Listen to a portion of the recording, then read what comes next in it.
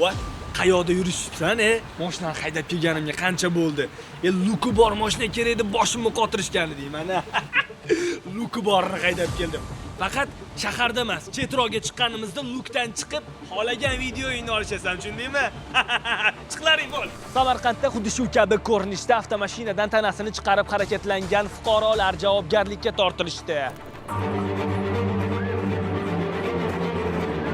Shu holatlardan biri Samarqand tumani ichki ko'chalari bo'ylab ko'rib turganingizdek, Lacetti Cruze rusumli avtoulov haydovchisi ichida bo'lgan 2 nafar yo'lovchini tana qismlarini tom qismidan chiqarishiga sharoit yaratib berib, avtomashinani boshqarib, bu kabi qoidabuzarlikni sodir etgan. Hurmatli haydovchi, nima sabab bo'ldi? Transport vositangiz ichida bo'lgan 2 nafar yo'lovchini tana qismlarini tom qismidan chiqarib olib, qoidabuzarlik sodir etishiga. Bilmay qopmiz, haqiqatan shu ish xato ekan. Mana oxiri shu stoyankagacha keldi. Haydovchilarga bu ishlarni qilmanglar. Oxiri shu yer bo'ladi, baribir javobsiz qolmaydi hech narsaga. Qilgan ishimdan pushaymonman.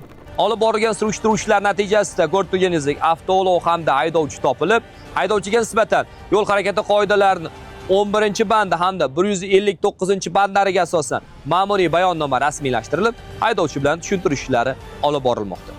Shu o'rinda eslatib o'tamiz, hurmatli haydovchilar, avtomashinangizdagi yo'lovchilarni manzillariga xavfsiz va eson-omon yetib olishlari uchun siz javobgarsiz. Shunday ekan, yo'l harakati qoidalariga amal qilishni aslo unutmang.